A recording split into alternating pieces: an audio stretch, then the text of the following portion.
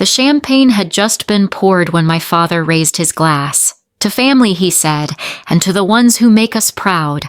Every eye turned to my younger sister Emily, newly promoted, her chest adorned with medals she barely earned. She beamed like she'd been carved out of glory itself. I sat at the far end of the banquet table, silent. My mother wouldn't meet my eyes. My uncle chuckled and said loud enough for all to hear, "Guess Olivia either retired early or failed fast." Laughter, of course. I didn't react. I'd long grown used to being the shadow in every room, the one cut out of every photo, the family failure no one even bothered to whisper about anymore. But then something happened. The muted TV mounted over the bar suddenly lit up with a flash of red breaking news. Every fork froze. Every breath caught. U.S. military confirms youngest general in history. Name released. I didn't move. Then my face appeared in full dress blues medals, gleaming nameplate visible. The ticker below read, Major General Olivia Row, lead strategist in global AI defense operations. Silence, deafening. Emily's smile didn't even have time to die, it shattered. My father's hand trembled, spilling red wine across crisp white linen.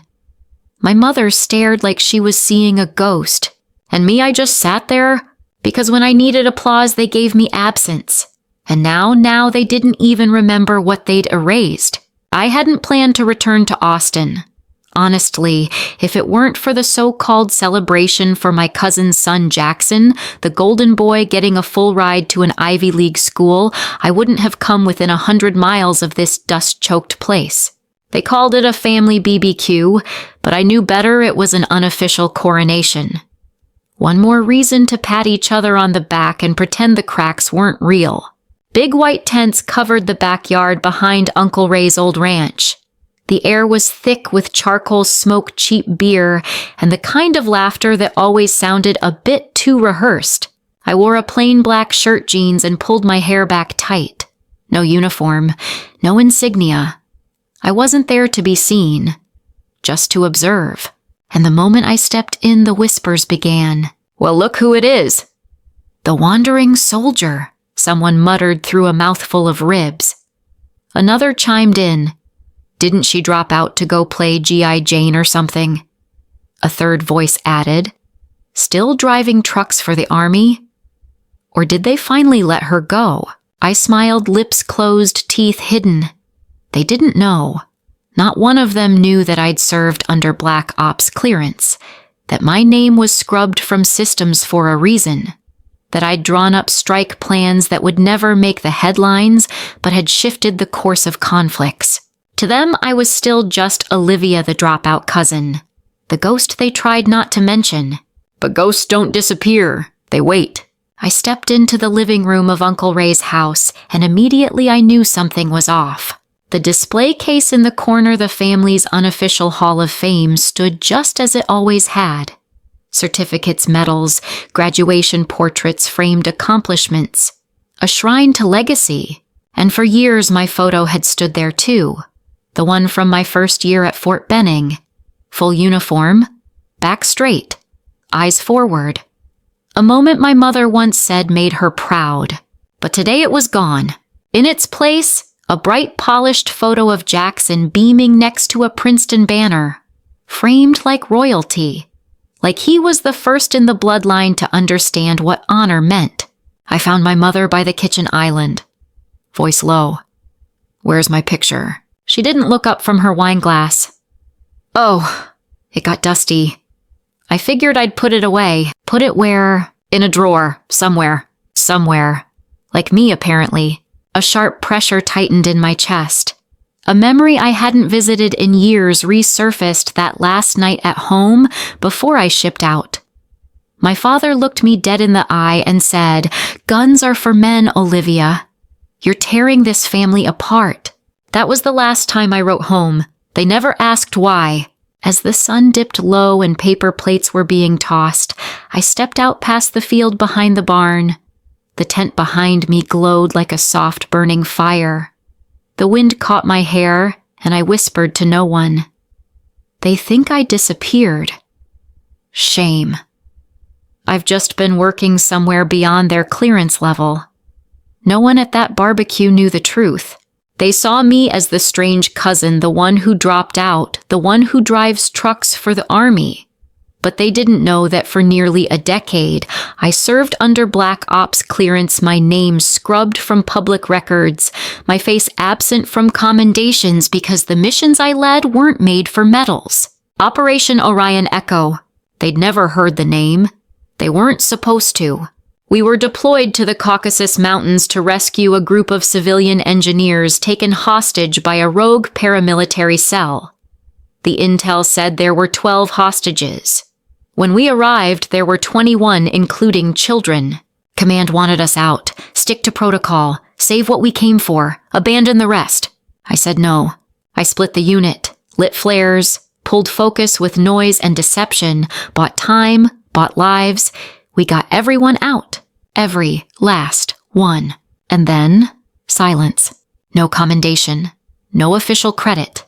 The mission report listed the success under a nameless coalition unit. My name was quietly marked compromised judgment. Promotion stripped. File sealed. Not a scandal. Not a reprimand. Just a quiet burial of the truth. I wasn't disgraced publicly. I wasn't reassigned. I was erased quietly, completely. And no one, not family, not friends, not the world I'd risked my life to protect, ever knew. I left the barbecue before the fireworks started. No one noticed. No one stopped me. Just like always. Back at my temporary apartment in South Austin 3rd floor. No elevator, no name on the buzzer. I dropped my keys on the counter and opened the hidden safe beneath the floorboard.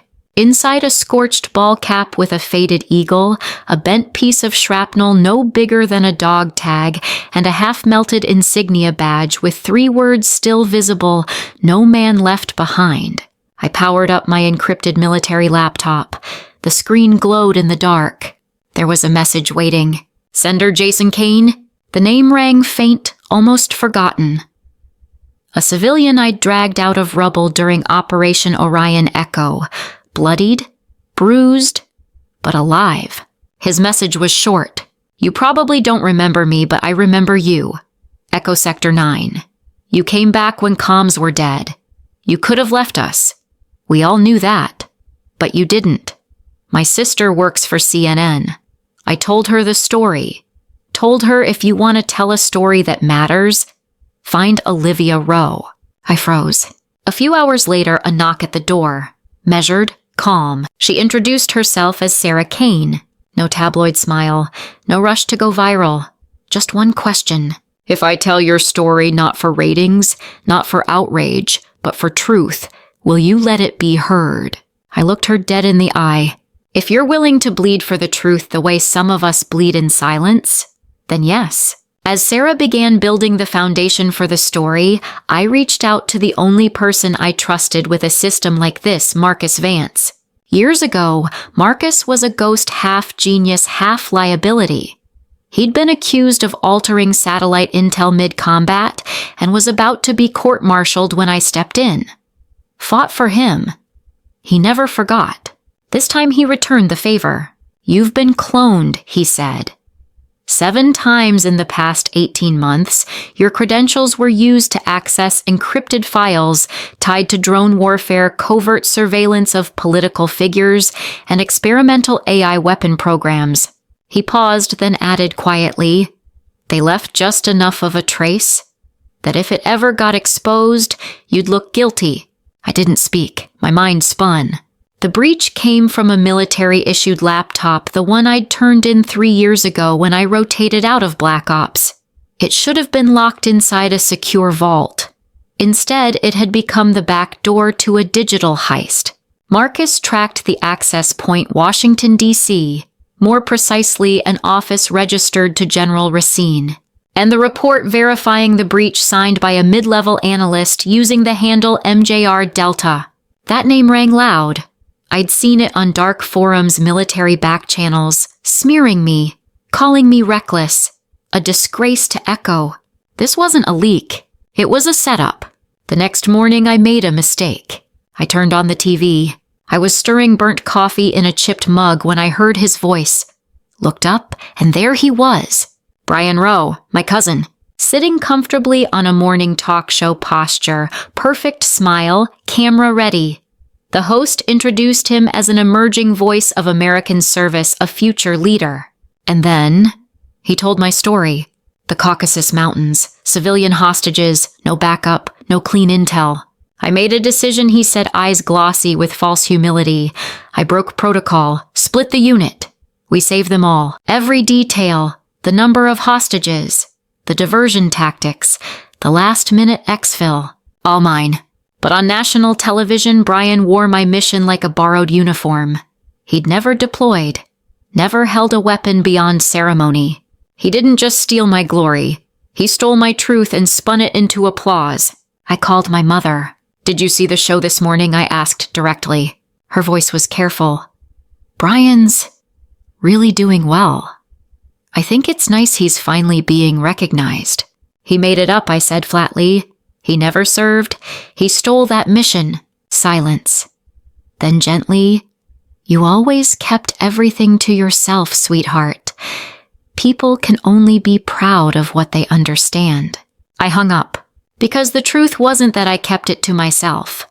It's that they never listened. Just hours after I hung up on my mother, my secure line buzzed. No caller ID, no traceable origin. I answered. Olivia, it's me, Lieutenant Colonel Amanda Lake. Her voice was sharp, clipped like a scalpel cutting through fog.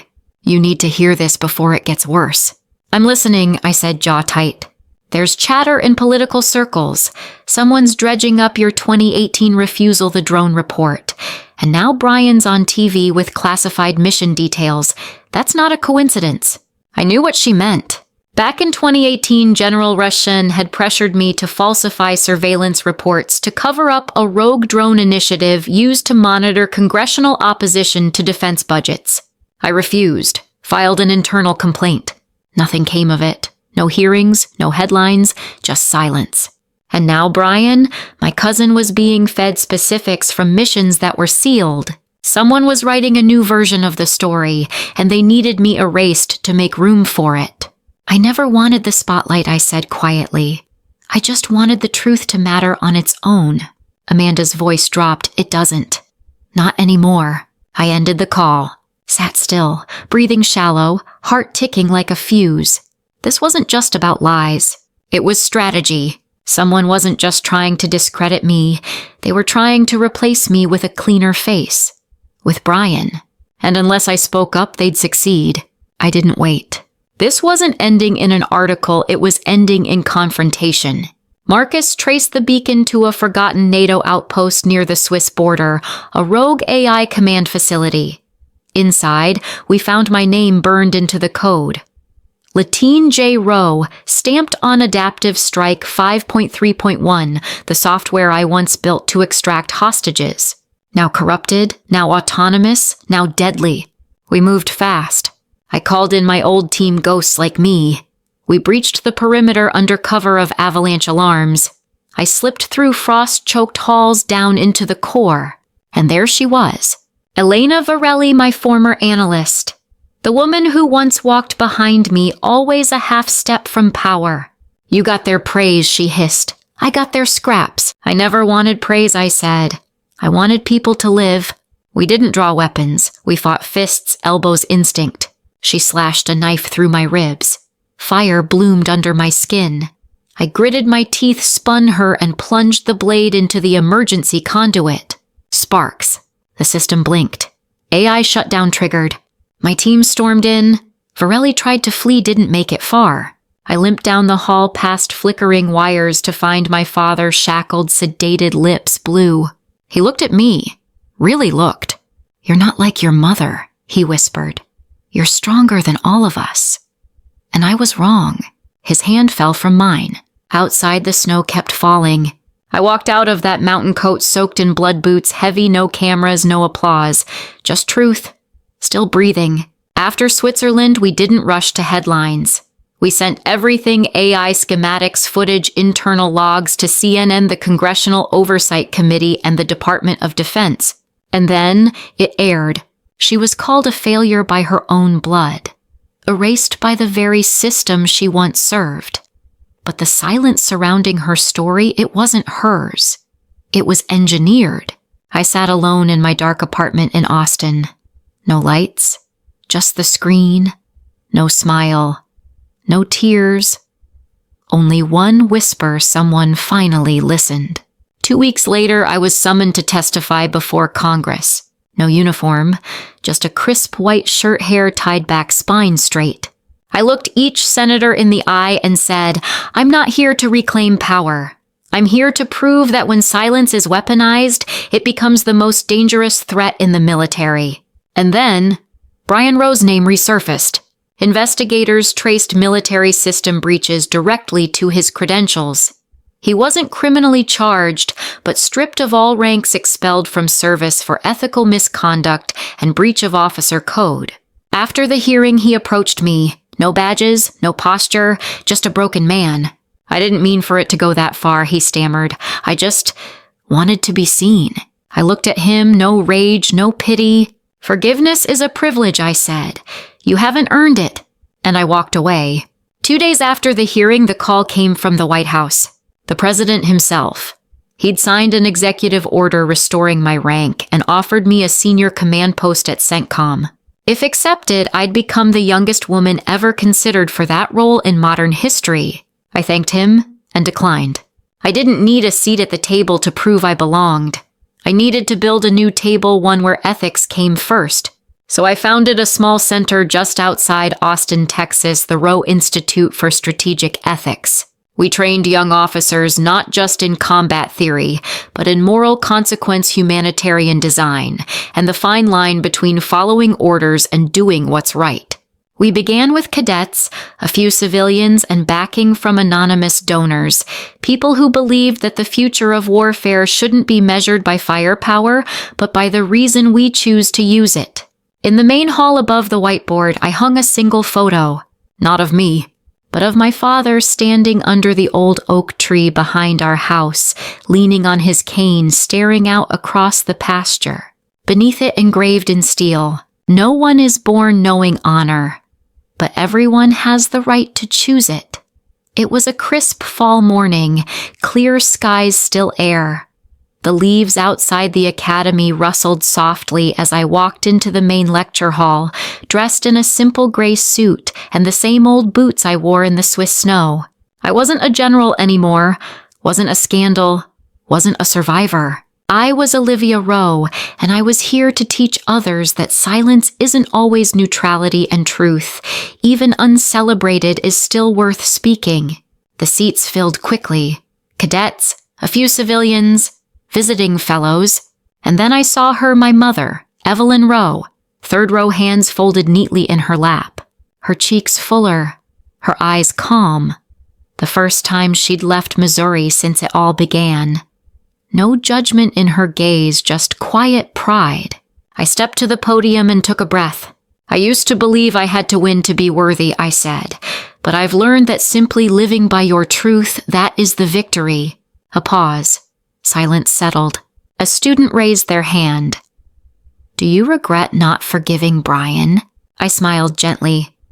Forgiveness isn't something I owe anyone, but I always hope people learn from the damage they cause. Then I turned to the chalkboard, lifted the piece of white chalk, and hand-steady wrote, "No applause needed, just live true."